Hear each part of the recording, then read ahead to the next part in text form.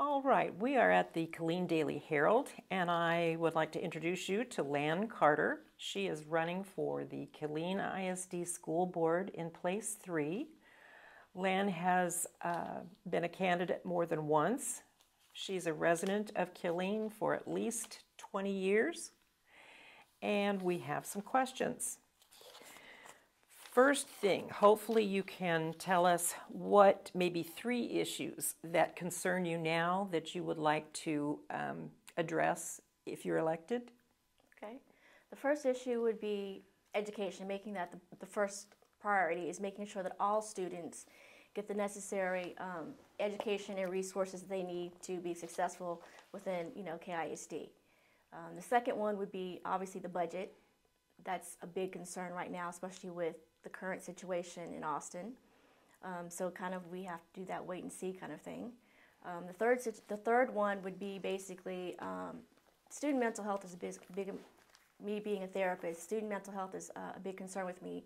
I hear a lot from my clients that bullying is going on, and it seems to be a really negative cycle where, the behavior is dealt with for that temporary moment in time, and then the bullies go back and repeat the cycle over again. And so the victim basically feels that there is no way out. So I think that we could do a little bit better when it comes to bullying.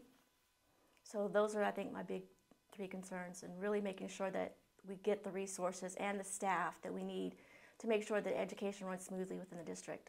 Very good. Thank you. All right, sort of along with that, give me a few, maybe 3 of your priorities, things that might be new that you want to bring to the board.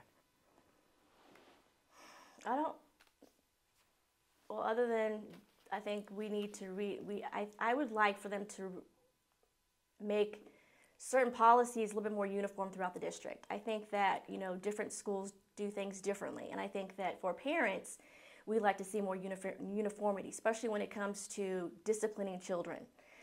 That needs to be more cut and dry, especially when they're being sent to alternative school for different, different offenses. So we want to make sure that, everyone is being treated equally and fairly, but we also want to make sure that students aren't continuing to be victimized by their, I don't want to say, but oppressors, if you want to call it that. So that's really a big thing with me. I'm sorry, what else did you ask me? That's okay. I just wanted you to list what your other priorities bring. What are you bringing to the table as far as being a candidate for place 3? Being a mom, also a special needs child, that isn't concerned with me. We've had several special ed directors come in and out of KISD, sometimes with no warning or lack of transparency. Basically, why are they gone? What could we have done differently? We have that situation right now, which we have a new one. And, but has special education gotten better with each new district director? And no one's really emphasizing that or putting that on the agendas. How have we improved special education since the Gibson audits? I don't see that being improved. We have students who are not receiving speech services or occupational services. We don't have enough speech therapists that are employed within the district or being contracted within the district, so those students are getting further behind.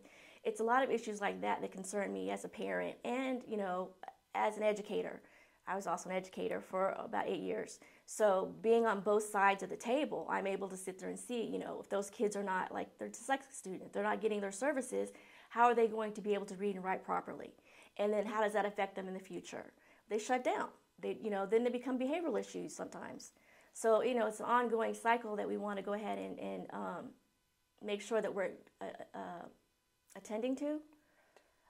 So that's one of them. And then, the budget, making sure that the resources, we're spending money fiscally. We're being responsible that we're spending the money for education services for children and staff.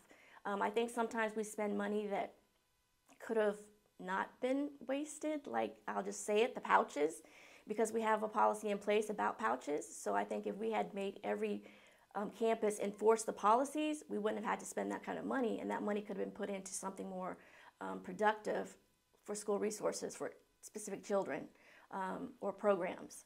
So things like that I think is really important, and I think to get more buy-in from parents as well.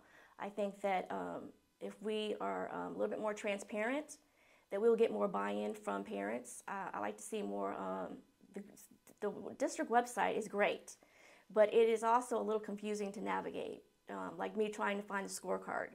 I was trying to find the scorecard, and I literally had to go into the search to do scorecard, and a couple other things pulled up. But it didn't give me enough details. It told me what the priorities were, which were great priorities, but it didn't give me enough details that I would want to know, like how productive have we been on those priorities, and that's what I would like to know more specifics about. And I think that they could do that, put those things on the website, because not every parent can attend the school board meetings or has the time to go back and review past meetings. Same thing with workshops. Workshops are held during the day when people are working. They have to make money. So if they would, be more transparent as far as some of the things they're working on, I think that would go a long way as far as more parents being able to participate and wanting to participate. Because I think a lot of parents do want to know what's going on in the education in their child. They just don't always have the time. All right. So in speaking about the system scorecard, you have made your position pretty plain, but that was my next question, was to find out, do you think it's identifying the appropriate actions to take, the appropriate maybe areas where they lack an answer? I think they're vague. I think they're going in the right direction. Like, I like the idea where staff and parents have are able to do surveys and things like that. But I want to see the surveys. I want to be able to see what the results of those surveys are. So I think they're going in the right direction of their priorities are in the right direction. I just would like to see the work of it. I like to have it more, like I said, laid out there in front of us. And it looks all great. But then again, saying why are we reinventing the wheel when we spent so much thousands of dollars on audits in the past? Right. So that kind of concerns me. Money is a big issue. All right, I appreciate that. And what is it that you do now? I am a therapist. I work in private practice as well as for a contractor. So I work with little children as well as adolescents. I specialize in children. Wonderful.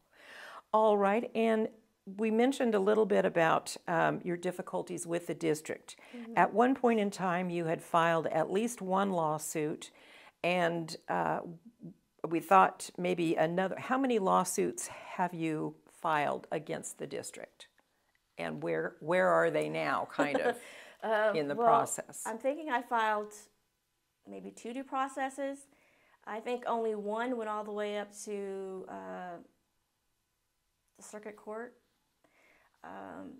and basically there are no current due processes out now. They have been settled. And obviously the reason why as a parent is I felt that the district wasn't upholding their part of the education that my child or children should have received. And as every parent, they have the right to file due process or file a TA complaint when they're having issues that are not resolved. And you give these first, before you file those complaints, you try to give the district time to resolve those issues. And unfortunately for those situations, they couldn't be resolved within the district. And you don't really want to take it up to the state if you don't have to. But unfortunately, there's times that those happen, and that's why I said I learned to be an advocate during that situation, and I try to advocate for other students. I advocated for my own students when I was teaching because sometimes their parents didn't know how to. And so that's what led me on the path of running for school board, actually. It was, realizing that not everybody in education understands special education laws. I had former teachers that did not understand them. So it's not so easy and cut and dry. That's why I usually, I try to explain and ask when I do file for due process that the staff be educated. It's really important that all staff is educated because, like I said, a lot of them don't understand some of the what IEPs mean, what all the IEPs mean. So if they don't understand them, how can they implement them?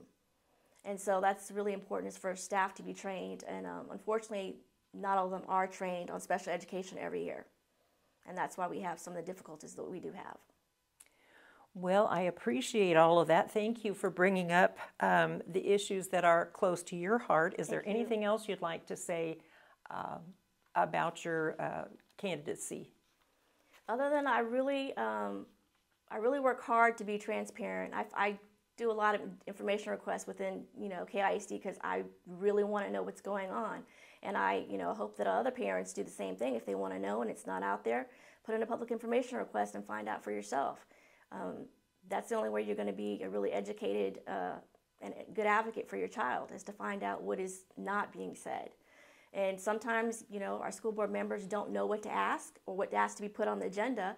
And so I would recommend that they email their school board trustees and ask for things to be put on the agenda, so that everybody is aware of what's going on and is on the same page. Well, thank you very much for coming in today, and I wish you good luck in the May 3rd election. Thank you very much. I appreciate it.